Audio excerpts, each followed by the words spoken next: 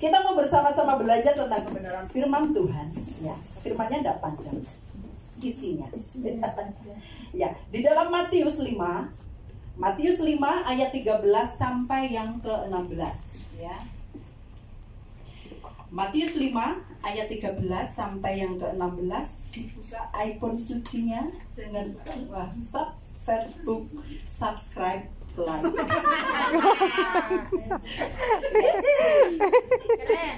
Ya, kita baca Matius 5 ayat 13 sampai yang ke-16 ya.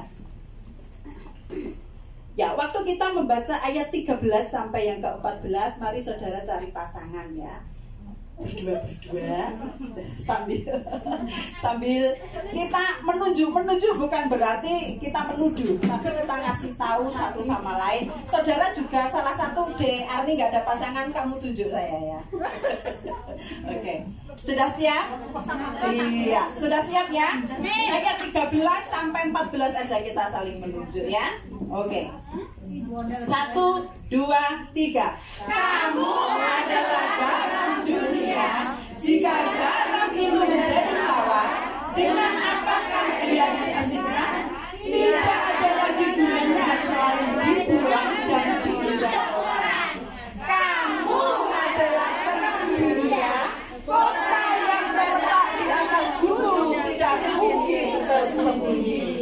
Lagi pula orang tidak menyalakan pelita lalu meletakkannya di bawah gantang, melainkan di atas kaki dia sehingga menerangi semua orang di dalam rumah itu. Demikianlah hendaknya terangmu bercahaya di depan orang, supaya mereka melihat perbuatanmu yang baik dan memuliakan Bapamu yang di surga. Amin. Amin. Amin ya. Amin. Saudara. Iya. Dek Arni tadi tunjuk saya ya. Ya, saya juga deg-degan ini. Nah, saudara, firman ini tidak asing ya buat semua anak Tuhan. Hafal, mungkin hafal di luar kepala jadi sampai lupa. Jadi ayat ini begitu familiar, tidak asing lagi, dan kitab ini ditulis oleh Matius, salah satu dari murid Tuhan Yesus. Ya, jadi Matius menulis apa yang dikatakan Tuhan. Di sini Tuhan Yesus sendiri yang mengatakan. Ya, ayat ini dikatakan oleh Tuhan Yesus waktu Tuhan Yesus mengajar di atas bukit dan banyak orang yang mendengarkan. Pada waktu Tuhan memberikan pengajaran, pada waktu Tuhan mengajar banyak orang, Dia ingin supaya orang itu tahu dan mengerti apa yang disampaikan. Makanya Tuhan memakai perumpamaan-perumpamaan yang begitu mudah. Nah, di sini Tuhan Yesus mengatakan, kamu adalah garam. Bukan kamu harus menjadi garam, tapi kita ini sudah jadi garam. Kita ini garam. Kita tahu fungsi daripada garam, ialah selain untuk mengawetkan, garam harus memberi rasa. Kalau kita masak, kita kasih garam, garamnya juga kurang, itu juga tidak enak ya. Ditambah lagi, jadinya sedap. Tetapi di ayat selanjutnya Tuhan Yesus juga mengatakan apa? Jika garam itu menjadi tawar, dengan apakah ia diasinkan? Ternyata garam itu bisa tawar, saudara. Ada seseorang yang bernama William Beardsley ya, bahwa di Palestina garam yang diambil dari laut mati itu, apabila garam itu kehujanan, kena hujan berlarut-larut, berapa lamanya tidak ditulis, tetapi kalau kena hujan berlama-lama, maka unsur asin dari garam itu bisa hilang. Jadi yang terjadi hanya menjadi bubuk serbuk putih, dan itu tidak digunakan lagi. Jadi sebagai anak Tuhan, kita ini Tuhan menyebut kita itu sebagai garam. Artinya kita harus memberi rasa dan tidak menjadi tawar. Di sini Tuhan juga mengatakan, menjadi garam, kamu adalah garam dunia. Anak Tuhan harus memberi rasa, tidak hanya pada sekelompok kecil, ya. Tidak hanya kita memiliki sahabat, mungkin 2 atau 3. Kita tidak hanya memberi garam kepada sahabat kita itu saja, tetapi juga lebih besar lagi, mungkin di dalam kelompok, doa kelompok, kemudian di dalam gereja yang lebih besar, di luar, di pasar. Bahkan Tuhan mengatakan kita garam dunia. Jadi Tuhan menginginkan bahwa kita harus memberi rasa. Kalau hidup kita tidak memberi rasa, maka kita tidak ada fungsi. Saudara, garam itu kalau rasanya asin, entah itu dipakai di gelas, entah itu pakai di panci, itu rasanya pasti asin. Dan semua orang membutuhkan garam, entah itu orang kaya, orang menengah, dan orang miskin. Itu artinya dimanapun kita ditempatkan harus memberi rasa. Kemudian ayat yang ke-14 dikatakan, kamu adalah terang dunia. Terang di sini dikatakan adalah kita sebagai anak Tuhan harus memiliki kualitas hidup yang baik. Memiliki kualitas, harus menjadi teladan, menjadi jujur, berintegritas, bisa dipercaya, tahan uji. Coba, kalau kita tidak tahan uji, ada orang yang memiliki masalah, apakah kita bisa mengatakan, kamu harus kuat? Kita sendiri tidak kuat, kita mengatakan kepada orang lain, kita harus kuat. Kita sendiri tidak kudus, bagaimana bisa memberikan nasihat kepada orang lain, kamu harus kudus, ya kan? Harus berintegritas, misalkan memiliki janji juga harus ditepati. Nah, saudara, maka di sini Tuhan mengatakan kita ini terang. Apakah terang bisa menjadi gelap? Bisa. Banyak sekali anak-anak Tuhan tidak memunculkan kualitasnya untuk menjadi terang, sehingga orang bisa melihat perbuatan terang itu dan menjadi contoh dan teladan. Paham? Ya. Saudara, waktu saya belajar di sini, saya sendiri juga, aduh Tuhan, jam 3 pagi waktu saya bangun, itu Tuhan berikan aku hikmat, apa yang mesti aku katakan. Sekalipun aku harus baca-baca buku, tapi aku tidak hanya membaca, tetapi di situ aku sendiri mengerti. Jam 3 pagi saya terbangun, saya dalam tempat ini saya mendapatkan beberapa poin. Di situ langsung bangun, saya langsung tulis jam 3. Tidak banyak, beberapa poin, terus tidur lagi, waktu masak dapat lagi, saya tulis lagi. Jadi di bawah di atas mesin cuci itu saya taruh buku supaya saya tidak lupa. Setelah itu saya kaitkan. Jadi saudara, berbicara mengenai garam dan terang itu menunjukkan bahwa anak Tuhan harus memiliki fungsi. Saudara yang dikasih oleh Tuhan, kita sadar atau tidak sadar bahwa setiap manusia ya, tidak peduli itu agama Hindu, saya tidak berbicara mengenai agama, tapi setiap manusia itu memiliki potensi hidupnya itu mempengaruhi orang lain. Ya, potensi itu bisa buruk, pengaruh itu bisa buruk, pengaruh itu bisa baik. Pengaruh yang buruk disebut pengaruh yang negatif. Kalau kita corona negatif ya puji Tuhan. Orang yang ingin hamil positif puji Tuhan. Jadi konteksnya harus kita lihat. Jadi anak Tuhan kita harus memberikan dampak yang positif bagi orang lain. Ya.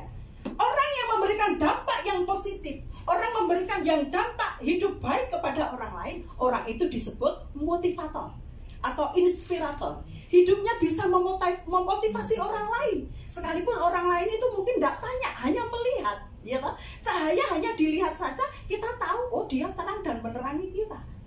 Anak Tuhan harus memiliki motivasi buat orang lain. Anak Tuhan harus menginspirasi kehidupan orang lain. Nah, saudara, jadi kalau anak Tuhan harus memiliki dampak yang positif, itu disebut motivator. Tetapi juga ada beberapa anak Tuhan yang juga memiliki pengaruh yang negatif buat orang lain, itu disebut apa? Provokator. Saudaraku yang dikasih oleh Tuhan, kita sama-sama belajar. Saya belajar, kita semua belajar.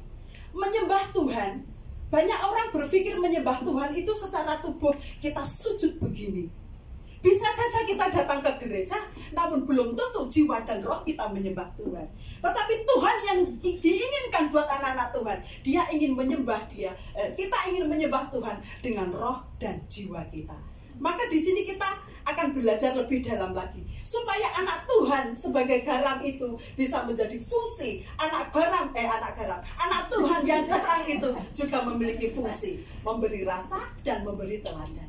Saudara, berbicara mengenai kita harus memiliki dampak yang baik bagi orang lain, otomatis kita harus memiliki kualitas hidup yang baik, memiliki karakter yang baik. Berbicara karakter, di dalam bahasa Indonesia Kamus Besar, karakter itu adalah sifat-sifat kejiwaan. 2 minggu yang lalu ya, Ibu Gati Penagati sudah menyampaikan beberapa, bahwa karakter itu adalah sifat-sifat kejiwaan, akhlak atau budi pekerti yang menjadi ciri khas seseorang. Ya, karakter. Saudara bisa melihat jiwa saya? Tidak bisa lah. Tapi saudara bisa melihat karakter saya. Ya, setiap kita tidak bisa melihat jiwa kita. Mungkin paranormal, aku tidak tahu. Paranormal katanya bisa melihat jiwa. Makanya Tuhan Yesus mengatakan selamatkan jiwa, bukan selamatkan tubuh. Iya tak? Jadi yang Tuhan perhatikan itu adalah jiwa yang tidak kelihatan ini. Justru di dalam jiwa yang tidak kelihatan ini akan muncul dalam suatu tindakan-tindakan yang baik. Saudara, tadi saya katakan bahwa karakter itu adalah sifat-sifat kejiwaan. Di dalam tubuh manusia ada 3 unsur. Tubuh, entah langsung seperti saya, langsing seperti Pena Afni, seperti Ibu, Dek Afni, Dek ini juga cantik.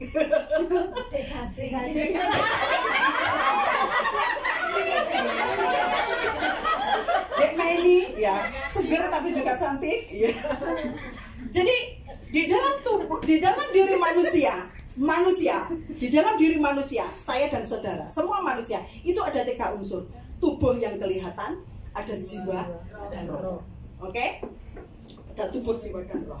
Di dalam 1 Tesalonika 5 ayat 23. Kita baca ya, supaya saya nggak hanya ngomong. 1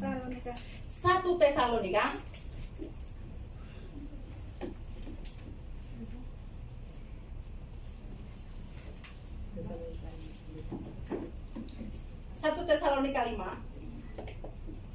ayat 23.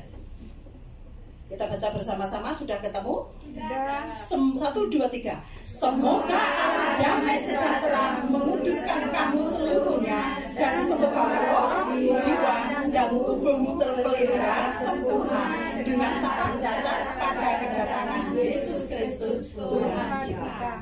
Jadi di dalam tubuh manusia terdiri dari tubuh, jiwa, dan roh. Saudara bisa bernafas? Tidak. Orang hidup bisa bernafas. Di manakah asal nafas itu? Kita lihat di dalam Kejadian 2 ayat 7.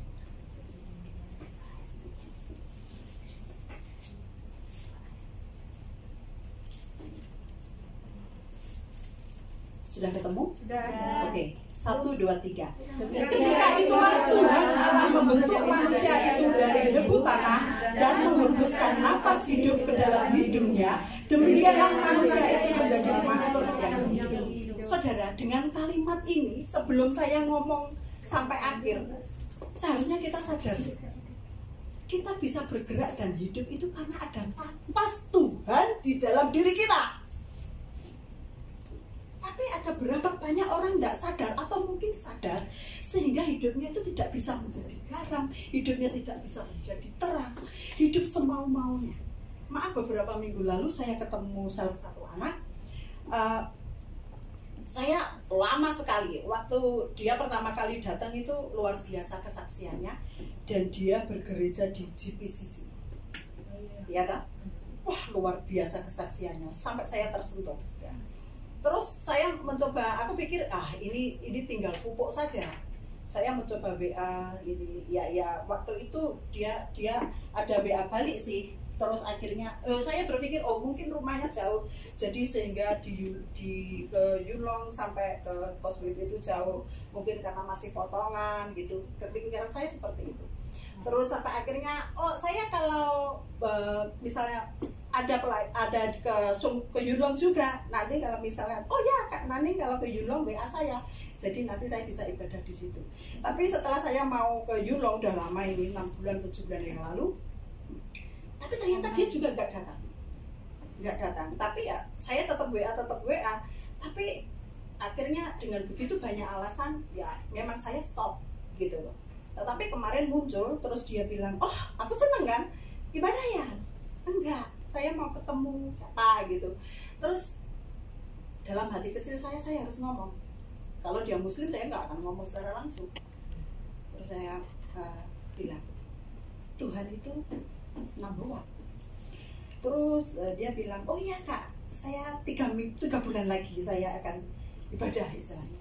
Saudara, banyak orang berpikir memberikan waktu seolah hidup kita itu milik kita sendiri. Kita tahu suami dari siapa itu yang ganteng itu makannya itu nggak kayak kita makan goreng-gorengan. Dia itu makannya diatur banyak, yang lemak-lemak juga nggak mau. Tapi sampai dia itu dipromosikan jadi orang yang istilahnya sehat jantungnya ya. Tapi ternyata dia dalam umur yang muda punya sakit dengan gara-gara jantung, mati dalam keadaan tidur habis olahraga. Makanya di dalam Ayub 12 ayat 10 di situ Tuhan berkata bahwa di dalam ada firman mengatakan bahwa di dalam tangannya terletak nyawa segala yang hidup dan nafas setiap manusia. Ingat, katakan kepada kanan kirimu, engkau hidup karena roh Allah di dalammu. Engkau hidup karena roh Allah ada di dalam. Kita hidup karena roh Allah di dalam kita.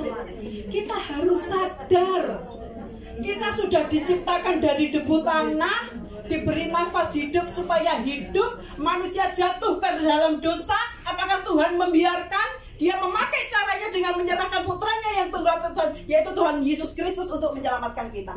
Coba bayangkan, Tuhan itu kurang baik apa toh? Ya, kita sebagai manusia sangat baik, bahkan terlalu baik. Kita tidak layak menerima kebaikan Tuhan. Kita harus sadar. Ya, di dalam diri manusia ada tubuh, jiwa dan roh. Kita hidup, oke, kita hidup. Kemudian yang mengendalikan tubuh kita, roh Allah itu memang berkuasa.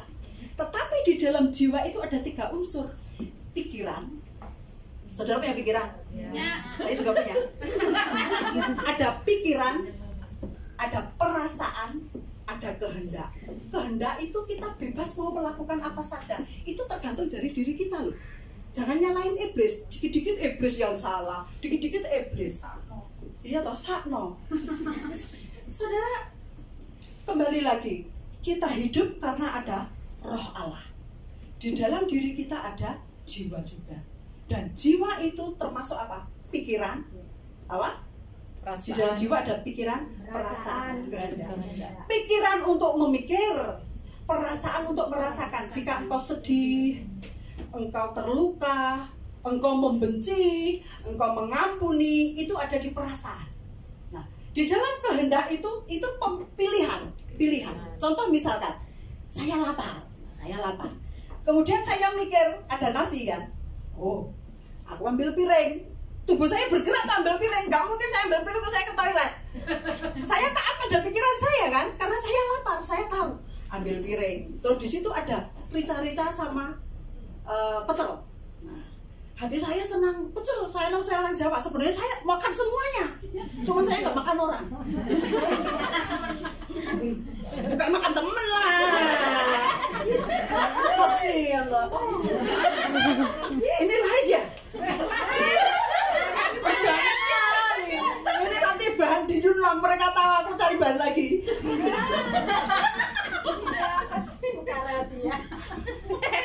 Dari mana tadi aku lupa.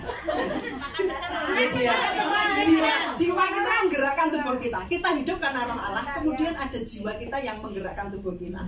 Ya tahu tubuh ini bisa bergerak. Saya lapar, saya ada nasi, saya cari piring, cari yang karena ada rica-rica, ada pecel. Oke, saya senang pecel, saya ambil pecel.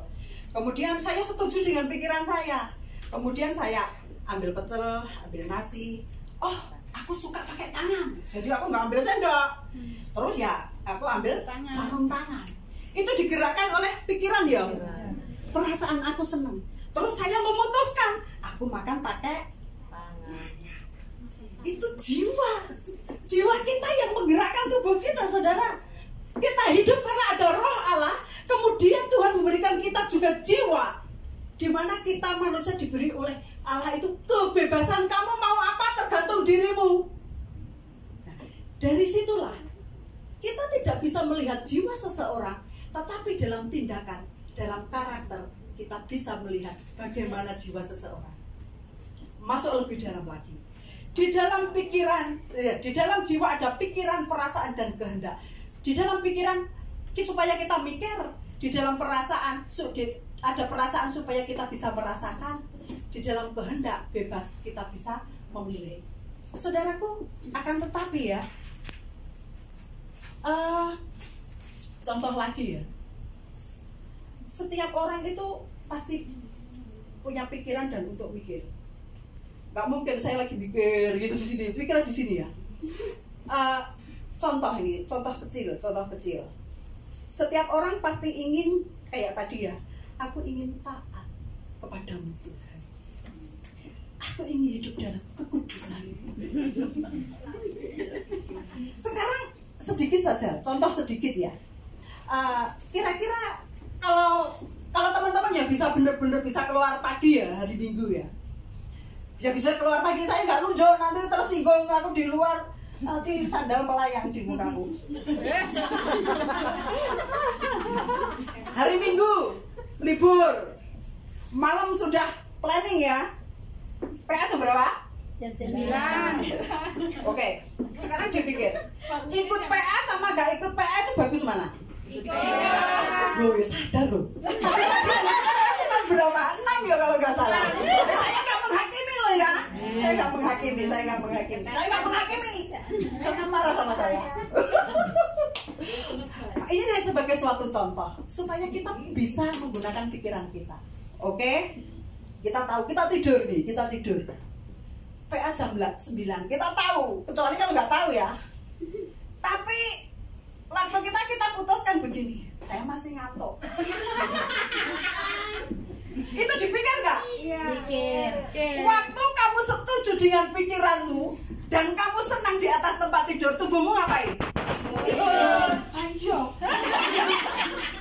Itu jiwamu yang menggerakkan tubuhmu. Dan pikiran kita, perasaan dan kehendak kita tidak dikuasai oleh Roh Allah. Itu namanya kita kalah. Kita mematikan Roh Allah. Hidup itu di dalam tubuh ada jiwa dan roh. Di dalam jiwa ini harus dikuasai oleh Roh Allah. Jangan dibalik. Roh Allah kamu mematikan, dikuasai oleh jiwamu. Hati-hati dengan pikiran kita. Saya kesel juga ya, emosi. Saya tuh dalam hati saya tuh kayak melonjak gitu. Saya pun melonjak dengan diri saya. Tuhan, selama ini kalau saya ndablek itu memang pilihan saya ya Tuhan. Maafkan saya. Saudara, di dalam Alkitab, siapa yang tidak mengendalikan jiwanya? Dia hidup tapi tidak mengendalikan jiwanya. Itu adalah Kain. Kain sampai bisa membunuh Habil. Karena apa? Iri toh, pikirannya iri, hatinya benci. Dia setuju dengan pikirannya. Dia ambil pisau membunuh Habil. Apa itu salah Tuhan? Tidak. Yang mengendalikan jiwa kita itu adalah karena manusia dikasih kehendak bebas, dijadikan serupa dengan Allah. Maka Allah hanya memberikan jalan, Allah memberikan roh. Tetapi untuk memilih kamu menjadi seorang pemenang, kamu menjadi orang yang baik, kamu memiliki karakter yang baik, yang bisa harusnya menjadi garam ini harusnya menjadi rasa, jadi tawar. Yang harusnya menjadi terang, tidak menjadi teladan. Itu karena pilihan kita sendiri. Kita setuju dengan pikiran kita. Seperti Kain tadi, dia setuju, dia membenci. Dia setuju dengan pikirannya iri kepada saudaranya. Bisa nggak misalkan Kain itu tidak iri? Bisa saja. Kalau dia berubah pikirannya, Tuhan, kenapa ya kau nggak terima persembahanku? Mungkin ada yang salah. Seharusnya Kain itu berdoa dan mohon pengampunan dan merubah diri, bukan membunuh. Tetapi siapa lagi di dalam Alkitab yang dimana jiwanya, pikiran, perasaan dan kehendaknya dikendalikan oleh Roh Allah? Yusuf. Tadi pagi contohnya Daniel. Daniel di tempat pembuangan. Orang setiap kali orang di tempat pembuangan itu pasti susah. Tetapi Daniel dia berprinsip untuk memiliki hidup yang kudus, takut Tuhan, meluangkan waktu untuk berdoa. Kita tahu siapa Yusuf? Cerita Yusuf kita tahu? Siapa di antara kita yang memiliki penderitaan seperti Yusuf? Tidak ada. Ya toh? Kita tahu bagaimana cerita Yusuf. Yusuf dibenci oleh saudara-saudaranya. Anak yang paling kecil dibuang. Dari mana kita tahu Yusuf itu baik? Dari mana kita tahu Yusuf itu taat kepada Tuhan? Pikirannya diarahkan kepada Tuhan. Dia itu sabar. Ya, waktu dia diajak selingkuh, kucing kalau dapat ikan pasti senang. Dan saya pikir kalau Yusuf itu bukan ikan lagi yang didapat. Itu apa? Rica babi kan? Sebagai seorang budak, tentunya Yusuf butuh bebas kan? Dia butuh uang kan? Istri majikan itu pasti uangnya banyak. Makanya para pelakor itu yang dicari apanya? Suami. Bukan suami. Tadi suami hanya identitas. Tetapi cari om-om yang uangnya banyak. Oh, cari om-om. Saudara, Yusuf dia takut pada Tuhan. Seandainya ya kita bayangkan posisi kita ada di Yusuf. Tuhan, ini misalkan supaya saya dan saudara itu mengerti perasaan Yusuf. Kalau kita menghadapi masalah, Tuhan tidak adil. Kenapa saya seperti ini? Salah saya apa Tuhan? Saudaraku jahat. Awas, aku ingin membunuh.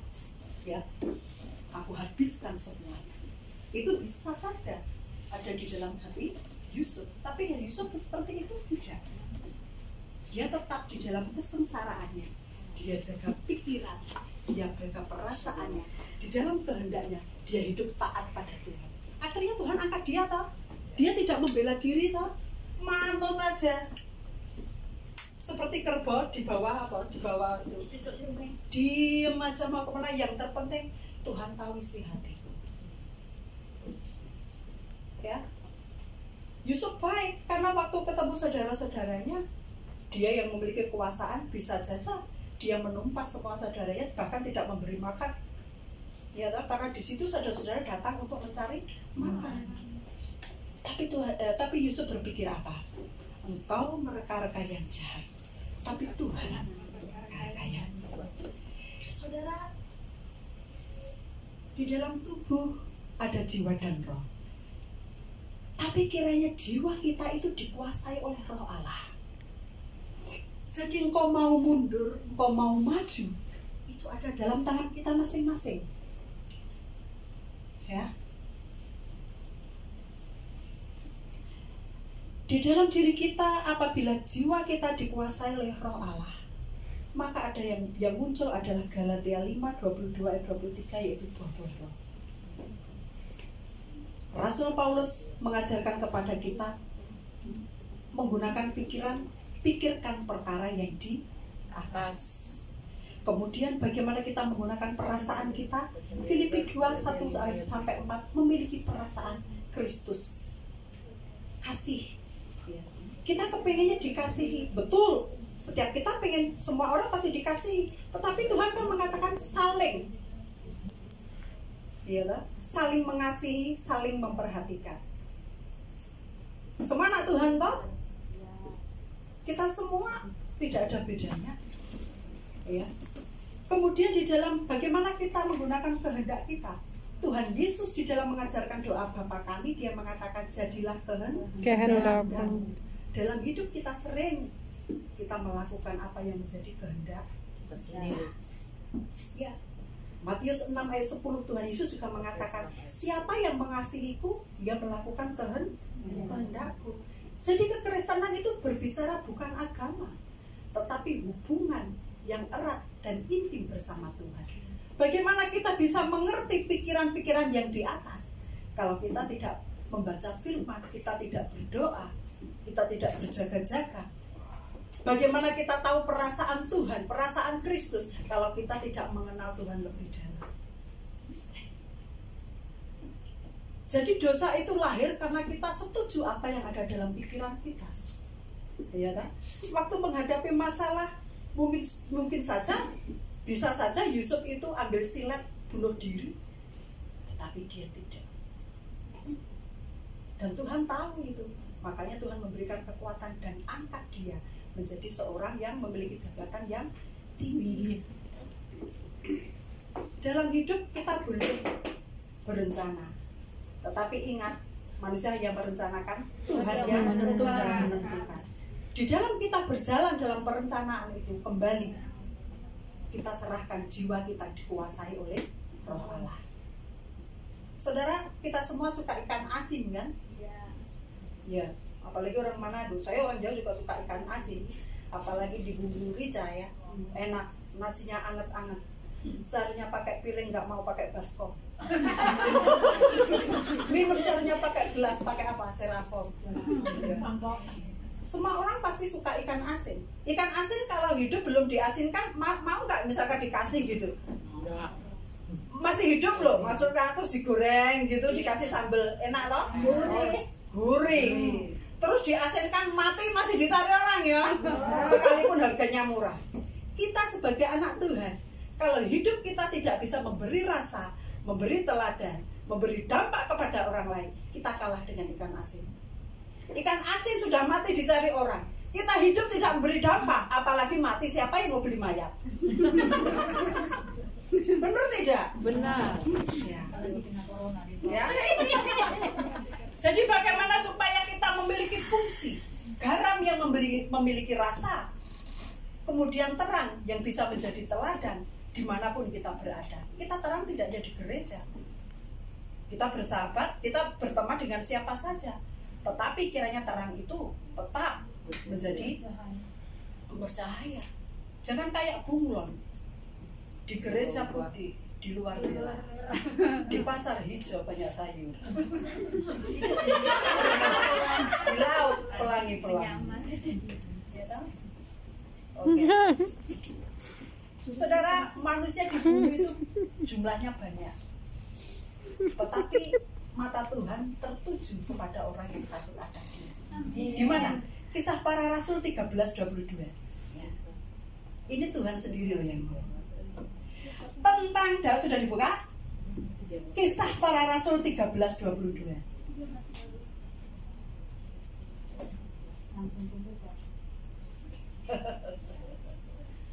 Oke.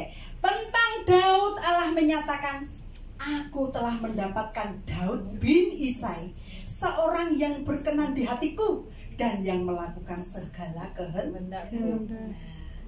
Kiranya nama Daud itu diganti nama kita. Tentang siapa? Iya, tentang aku. Allah menyatakan, aku telah nama ya, tentang Meni, tentang teman-teman yang dari pojok situ sampai istrinya Pak Selamat, suami Pak Selamat, Istrinya Pak Selamat. Saya gantinya, maksudnya ganti namanya. Tentang nama kita masing-masing, Allah menyatakan, aku telah mendapatkan nama kita, seorang yang berkenan di hatiku dan yang melakukan segala kehendak. Ingat ya, di dalam tubuh kita ada tubuh, jiwa, dan roh. Tetapi hidup yang jiwa harus dikuasai oleh roh Allah. Maka di dalam tindakan kita akan bisa menjadi garam, akan bisa menjadi terang. Orang yang hidupnya jiwanya dikuasai oleh roh, bukannya naik turun, tetapi semakin naik. Ya. Sedikit firman Tuhan kiranya memberkati kita semua. Mari kita terus ikut Tuhan sungguh-sungguh. Corona, jangan terlalu fokus kepada corona. Orang kepleset pisang pun juga bisa mati, ya kan? Tapi kita harus menggunakan hikmat kita, ya, taat pada aturan pemerintah. Karena pemerintah adalah wakil Allah, di mana untuk menegakkan kebenaran juga ya. Tidak mungkin Allah langsung dari langit menghakimi satu-satu. Memang ada gitu loh. Tetapi pemerintah adalah wakil Allah. Kita harus taat. Karena taat pada pemerintah itu juga suatu ujian kepada kita.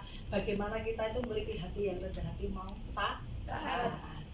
Sedikit firman Tuhan. Kembali saya ingatkan, tubuh kita yang bergerak ini ada jiwa dan roh. Namun biarkanlah jiwa kita dikuasai oleh roh Allah. Gunakan pikiran, perasaan, dan kehendak kita sesuai dengan rencana Allah. Maka hidup kita akan diberkati. Terakhir, saya ingin beri sedikit kesaksian, sedikit ini ya saya sendiri. Kalau saya terus banyak atau satu saja, beberapa dah lama tahun lalu saya sebelum ada IMQ, saya ke Western Union kalau kirim uang kan. Waktu itu Western Unionnya di bawah sini yang sekarang kantor rekanan. Karena saya buru-buru, saya kirim 500, saya kasih uang 1000. Karena buru-buru saya lupa itu ambil uang kembalian. Saya sudah naik tank. Waktu itu saya tersentak, loh, aku belum dikasih kembalian nih 500. Kalau dirupiahkan kan hampir 1 juta kan. Mungkin buat saudara itu nggak berarti, buat saya berarti 500. Terus habis itu balik, nanti gimana ya? Aku nggak punya bukti. Aku ngomong dengan diriku sendiri. Kamu sih nggak hati-hati. Aku ngomong dengan diriku sendiri juga. Ya Tuhan, ya berharap sih balik. Kalau enggak, ya sedih. Memang biarkan tapi sedih. Terus waktu saya datang itu maaf sis, tapi dia Filipin. Tadi saya lupa ambil kembalian. Kan saya sudah kasih. Waktu itu, waduh, saya buktinya apa ya? Kalau aku belum dikasih, belum sis, belum, saya sudah kasih. Habis itu saya balik gini kan. Tapi sebelum balik saya berkata, oh thank you, God bless you. Saya bilang begitu loh. Saya nggak berbantah-bantahan, cuma thank you, God bless you. Jika ada orang berkatakan thank you, apa? God bless you. Waktu saya berbalik gitu, saya cuma ngomong begitu, dia bilang, sis, dia kasih loh uangnya 500 itu. Takut mah. Dibilangin God bless you mah. Saudara, jadi hati kita, pikiran kita itu yang mengendalikan kita. Kita mau nggak dikuasai oleh Roh Allah? Roh Allah ada dalam diri kita. Tapi seringkali anak-anak Tuhan mematikan roh itu dengan kedagingan. Ya, kiranya firman ini memberkati juga saya.